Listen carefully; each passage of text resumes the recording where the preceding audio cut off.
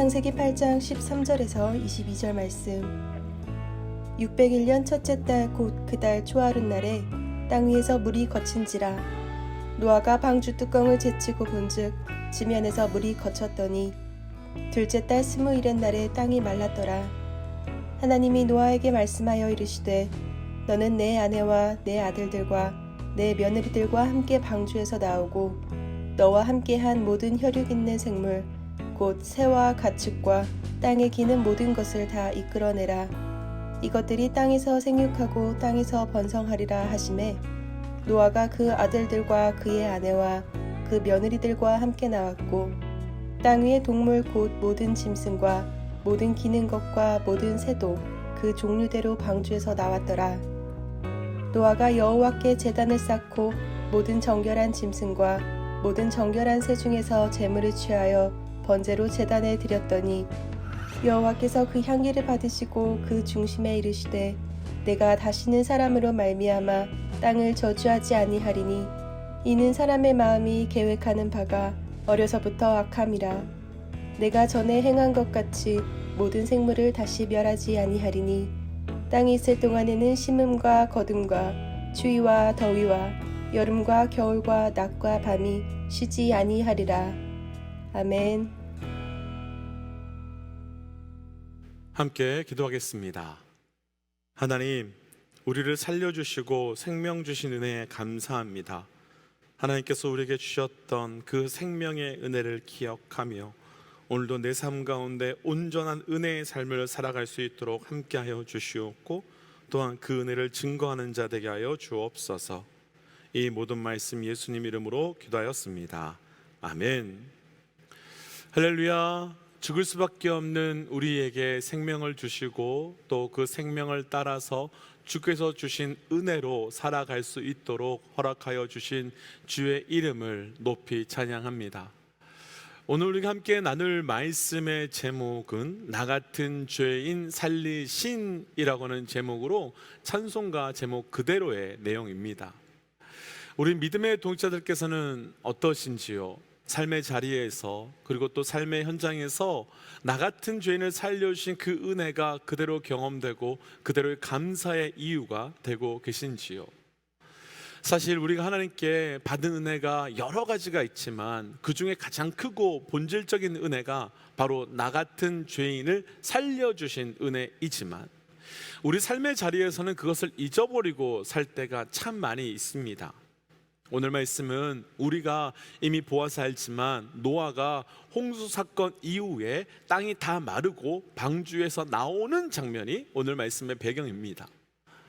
오늘 말씀을 통해서 우리가 받은 은혜가 무엇이며 또 그 은혜로 산다는 것이 무엇인지를 함께 묵상하고 우리 삶의 매일매일이 그 은혜 속에서 살아가는 삶이 되시기를 주의 이름으로 간절히 축복합니다. 먼저 우리 오늘 본문 중에서요 13절 말씀입니다. 13절 함께 좀 읽겠습니다. 601년 첫째 달 곧 그 달 초하룻 날에 땅 위에서 물이 거친지라. 노아가 방주 뚜껑을 제치고 본즉 지면에서 물이 거쳤으니. 아멘. 601년 첫째 달 초하룻 날에 땅에서 물이 거치게 되었다라고 하면서 말씀이 시작됩니다.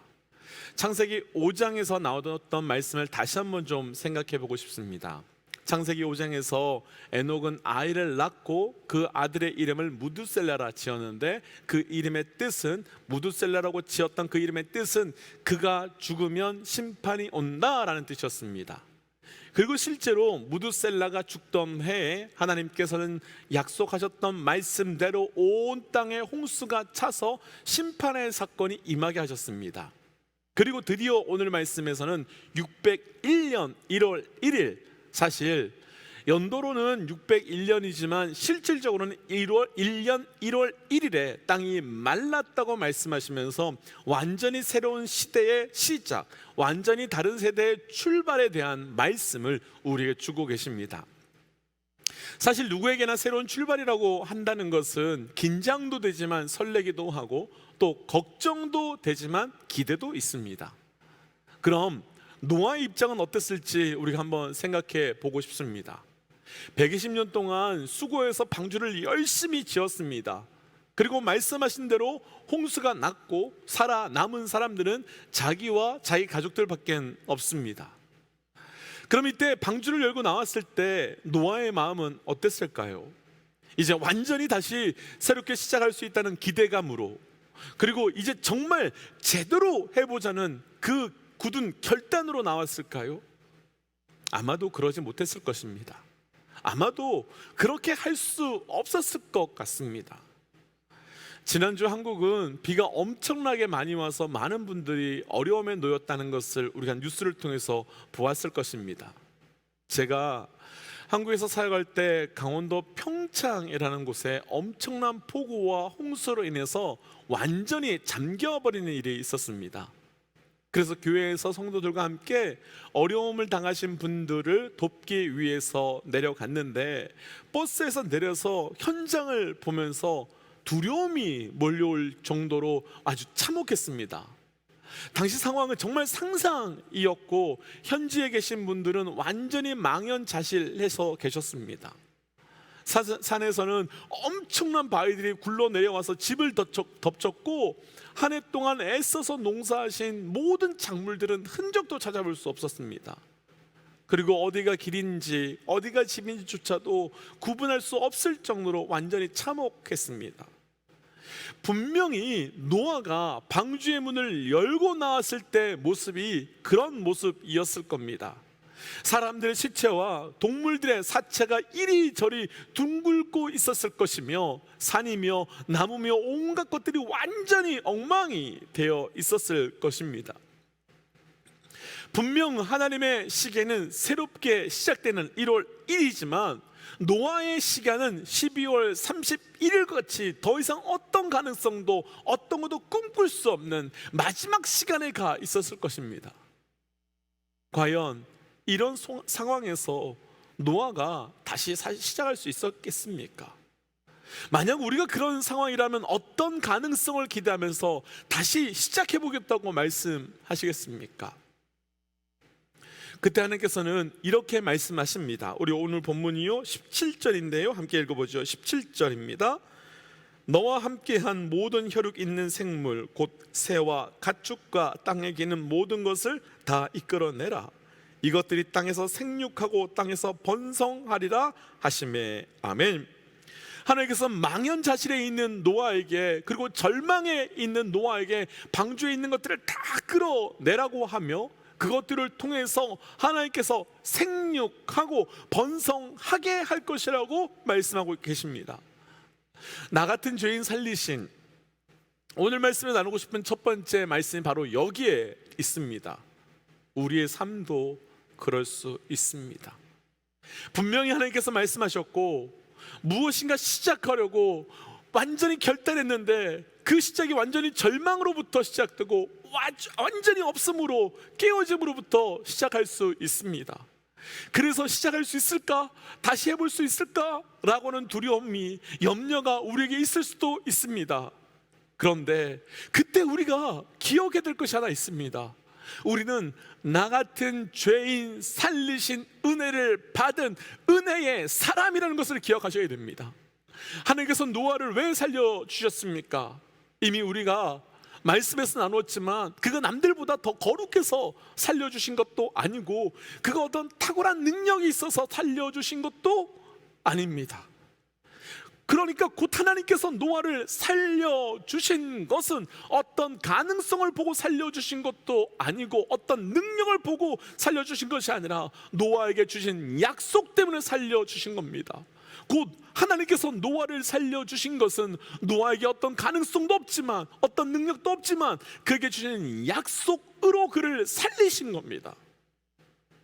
그럼 노아의 입장으로 다시 돌아와 본다면, 지금 노아는 마치 하나님께서 죄인된 인간들에게 어떤 가능성도 없음을 보신 것 같고, 또 마음으로 홍수 이후에 세상을 보면서 그 어떤 가능성이 없음에 절망하고 있었을 것입니다.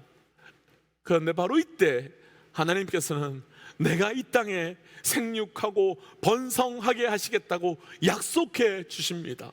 오늘 말씀에서 나눌 첫 번째, 나 같은 죄인 살리신 그 은혜로 사는 자라면 가능성으로 살아가는 것이 아니라 약속으로 살아가라는 겁니다. 가능성 앞에 반응하는 것이 아니라 약속 앞에 반응하라는 것입니다. 곧 아무리 가능성이 있어 보인다 할지라도 약속이 없다면 가지 않는 겁니다. 아무리 가능성이 없어 보여도 약속이 있다면 가는 겁니다. 노아가 가능성으로 살았다면 그는 멈출 수밖에 없었을 것입니다. 아니, 그 전에 하나님께서 우리를 가능성으로 보셨다면 우리에게 나 같은 죄인 살리신 것 같은 은혜는 결코 없었을 것입니다. 사랑하는 믿음의 동역자 여러분, 나 같은 죄인 살리신 그 은혜로 산다는 것은 삶의 그 자리를 가능성이 아니라 약속으로 살아가는 겁니다. 도전하기는 우리의 삶이 가능성을 넘어 약속으로 살아가는 삶이 되시기를 주의 이름으로 축복합니다. 그래서 오늘 노아는 어떤 가능성이 없어 보이는 그때를 포기하거나 절망을 하는 것을 아니라 다른 것을 선택합니다. 우리 오늘 본문 20절 한번 읽어볼까요? 20절입니다. 노아가 여호와께 제단을 쌓고 모든 정결한 짐승과 모든 정결한 새 중에서 죄물을 취하여 번제로 제단에 드렸더니. 아멘. 조금 전에 나눈 것처럼 노아가 방주의 문을 열고 나왔다면 그가 해야 할 일들이 한두 가지가 아닌 상황이었을 겁니다. 이것저것 치우고 또 정리해야 되고 또 당장에 먹고 살 수 있도록 집도 지어야 하고 농사도 준비해야 되는 많은 일들이 있습니다. 왜냐하면 그래야만 살아갈 수 있기 때문이지요. 그런데 노아는 살아갈 준비를 하기 전에 가장 먼저 예배의 자리로 나아갑니다. 아니, 예배는 우선 먹고 마실 준비해 놓고 될 것 같은데 노아는 제일 먼저 예배의 자리로 나아갑니다. 어떻게 살 걱정도 하지 않고 살 준비도 하지 않고 예배의 자리로 나갈 수 있었을까요? 제가 처음에 미국 들어왔을 때 일들을 좀 나누고 싶습니다. 처음에 미국에 들어왔을 때 정말 모든 것이 막막함 그 자체였습니다. 언어도 배워야 되고 운전 방법도 다시 배워야 되고 내가 필요한 물건을 어디서 어떻게 사야 하는지 다 새롭게 배우고 익혀야만 했습니다. 때로는 주변 분들의 도움으로 쉽게 처리할 때도 있었지만 거의 대부분의 일들은 혼자 해결하느라 어려운 시간을 보냈습니다. 그러나 미국이라고 하는 이 나라에서 살아남기 위해서는 빨리 적응해야 되고 빨리 배워야 하고 빨리 무엇인가 계속해서 끊임없이 알아냈어야 됐습니다. 그런데 그렇게 정신없이 한 3개월 정도 지났을 즈음에 어느 날 새벽 기도회에서 기도하는 중에 하나님께서는 저에게 요즘 무엇을 하고 있니? 라고 물으신 것 같았습니다. 그런데 그 질문을 받는 순간 저의 삶의 방향이 크게 잘못되고 가고 있었음을 알게 되었습니다. 저는 미국에 들어오기 전에 오랫동안 금식 기도하고 하나님의 응답을 받고 분명한 부르심을 따라왔습니다. 근데 그 질문을 하나님께 받는 순간 미국에 들어온 이후부터 그 순간까지 살아남기 위해 살고 있었음을 알게 되었습니다. 하루 24시간 대부분의 시간을 그리고 저의 대부분의 에너지를 살아남기 위해 살아가고 있음을 알게 되었습니다. 그러니까 부르심이 아닌 살아남기 위해 살고 있었던 겁니다. 노아의 이야기로 다시 돌아와 보죠. 제가 처음에 미국에 왔을 때와 비교되지 않을 정도로 노아는 지금 참담한 상황입니다. 그런데 노아는 살아남는 것에 집중하지 않습니다. 그리고 하나님께 우리를 창조하신 그 목적대로 예배의 자리로 나아갑니다. 나 같은 죄인을 살리신 오늘 말씀에서 나누고 싶은 두 번째, 나 같은 죄인 살려주신 그 은혜를 안다면 사랑하는 믿음의 동역자 여러분, 살아남기 위해서 사는 것이 아니라 부르심을 따라 살기 위해 사셔야 하는 겁니다. 우리의 삶의 목적은 살아남는 것 그리고 더 잘 사는 것이 아니라 부르심대로 사는 것이기 때문입니다. 혹 우리 믿음의 동역자들께서는 그랜드 캐년에 가보신 적 있으신지요? 우리는 가까우니까 가보신 분들이 많이 계시리라 생각됩니다. 처음 그랜드 캐년에 갔을 때 저는 그 웅장함과 거대함에 놀라서 저도 모르게 주 하나님 지으신 모든 세계라고 하는 찬양이 흘러나왔습니다. 그런데 그곳에 서서 묵상하고 찬양을 할수록 그 찬양을 더 이상 부를 수가 없었습니다.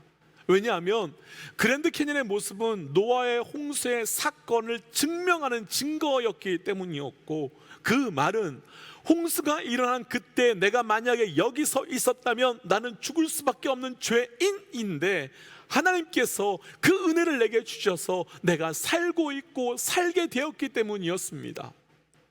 그래서 올라갈 때는 주 하나님 지으신 세계를 찬양했던 제가 그 자리에서 내려오는 순간부터는 나 같은 죄인 살리신 그 은혜 놀랍다라고 부를 수밖에 없었습니다. 사랑하는 믿음의 동역자 여러분, 살아남기 위함이 아닌 은혜를, 부르심을 증명하기 위해 살아가셔야 합니다. 세상 전체를 뒤엎은 홍수 가운데 내게 생명을 주신 그분이 우리의 삶을 책임져 주시지 않으시겠습니까? 그 은혜를, 곧 나 같은 죄인을 살리신 그 은혜를 믿는다면 살기 위해 사는 삶이 아니라 부르심대로 살아가는 삶이 되어야 되는 겁니다. 도전하기는 우리의 삶에 그 은혜 때문에, 그 은혜로 살아남기 위해 살아가는 삶이 아니라 부르심을 성취하기 위하여 살아갈 수 있는 우리 믿음의 동역자 여러분 되시기를 주의 이름으로 축복합니다. 그래서 이 시간 이렇게 좀 기도하고 싶습니다. 하나님, 나 같은 죄인을 살려주신 그 은혜에 감사합니다. 그 은혜를 기억하며 나의 삶이 가능성을 따라가는 자가 아니라 약속을 따라 살아가는 자 되게 하여 주시옵고, 살아남기 위하여 몸부림치며 살아가는 것이 아니라 부르심을 성취하기 위하여 몸부림치며 살아가는 자 되게 하여 주옵소서. 그렇게 살겠습니다라며 감사와 결단의 기도로 함께 들어가도록 하겠습니다. 잠시 기도할까요?